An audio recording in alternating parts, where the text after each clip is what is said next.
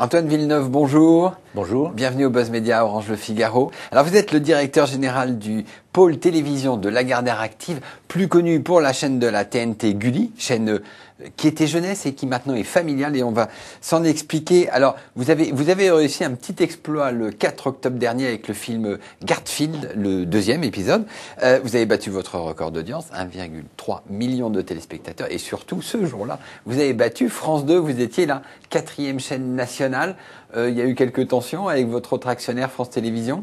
Non, aucune tension. Je pense que tout le monde ne peut que se réjouir du succès de Gulli sur cette soirée qui a été effectivement marquée par un record incroyable, puisque on a fait 5% de part d'audience nationale. Comme vous l'avez dit, on était la 4e chaîne nationale, et on a fait une pointe à 21h30 aux alentours d'1,5 million de téléspectateurs.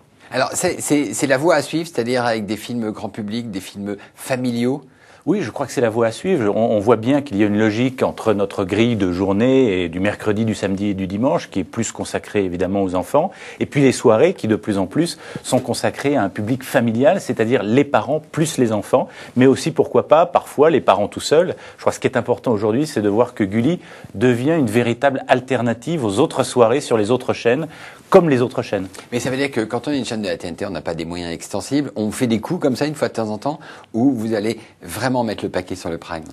Je crois que c'est effectivement une des problématiques, c'est d'arriver à pérenniser ce type de résultats. C'est évidemment pas tous les jours le cas.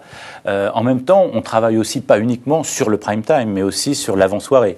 L'introduction d'un programme comme Dr Queen, par exemple, nous aide beaucoup à convaincre les mamans de rester sur Gulli, de regarder Gulli, et ce qui n'est pas du tout incompatible, au contraire, avec une audience enfant.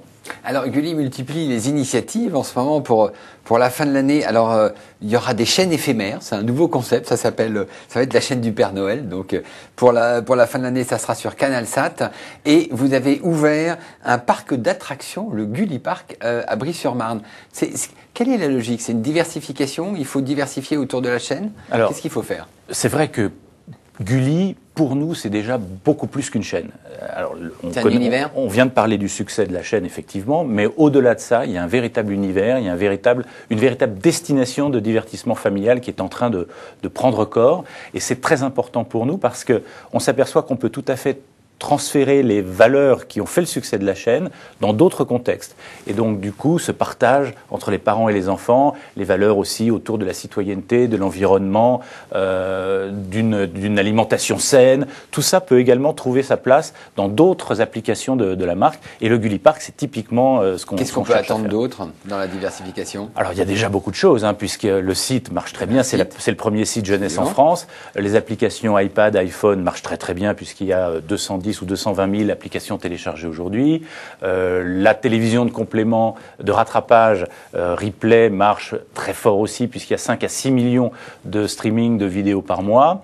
Le parc a ouvert avant-hier. On va avoir un prix littéraire également. Donc je crois qu'un prix littéraire Gulli, donc tous les territoires qui sont cohérents et dans lesquels on peut trouver cette communion entre les parents et les enfants autour de la famille, je crois que c'est des territoires dans lesquels on a l'intention d'aller. Alors, Gulli a été lancé en 2005 avec les chaînes de la TNT, avec un actionnariat Lagardère, 60% France Télévisions. Le solde, à un moment, on prêtait l'intention à France Télévisions de racheter Gulli, parce qu'ils en ont besoin. Ça en est où? Alors, d'abord, je crois qu'il n'y a pas eu de discussion particulière là-dessus. Puis moi, vous savez, je me concentre vraiment sur l'opérationnel, sur le développement des marques, sur le développement des chaînes. Et donc, du coup, ça, c'est vraiment une question pour l'actionnaire. Mais on peut imaginer que Lagardère rachète le solde aussi, dans l'autre sens? Là encore, c'est la même réponse. C'est vraiment une question à laquelle devrait répondre l'actionnaire. D'accord. Alors, en revanche, vous regardez les comptes. Au bout de 6 ans d'existence, Gulli est à l'équilibre ou gagne un petit peu d'argent, c'est ça? Gulli est à l'équilibre depuis l'année dernière, et cette année sera profitable et gagnera un peu d'argent. À quel niveau? Ça n'est pas une information qu'on délivre aujourd'hui. Donc on met 6 ans quand on est une chaîne de la TNT à gagner de l'argent. Là, en 2012, il y aura 6 nouvelles chaînes de la TNT. C'est une bonne ou c'est une mauvaise nouvelle pour votre modèle économique? Je crois qu'aujourd'hui, on voit bien que le marché est quand même très étroit, en 2012, le marché publicitaire sera, dans le meilleur des cas, à peu près étal. Donc c'est vrai que le contexte n'est pas forcément favorable à une amplification de l'offre. Je crois que ce qui est surtout très important pour Gulli, c'est qu'on ne voit pas arriver en face de Gulli une chaîne qui présenterait les mêmes caractéristiques ou qui s'adresserait au même public. Je crois que tout le monde est à peu près d'accord pour considérer que Gulli est un très beau succès de la TNT première version, que Gulli maintenant est même un point de stabilité dans le marché de la TNT et plus largement dans le marché audiovisuel français, puisque la chaîne prend vraiment sa place dans l'économie et dans le financement de la création française et notamment de l'animation française, et donc impacter directement le succès de Gulli ou le positionnement de Gulli serait très dommageable. Du coup, est-ce que Lagardère Active va être candidat aux nouvelles chaînes de la TNT? Est-ce que vous avez des projets, par exemple, dans des thématiques connexes comme une chaîne féminine, par exemple? Alors, c'est vrai qu'il y a des thématiques qui nous paraissent tout à fait proches de ce que nous savons faire, de ce que nous voulons faire. La thématique féminine en est une.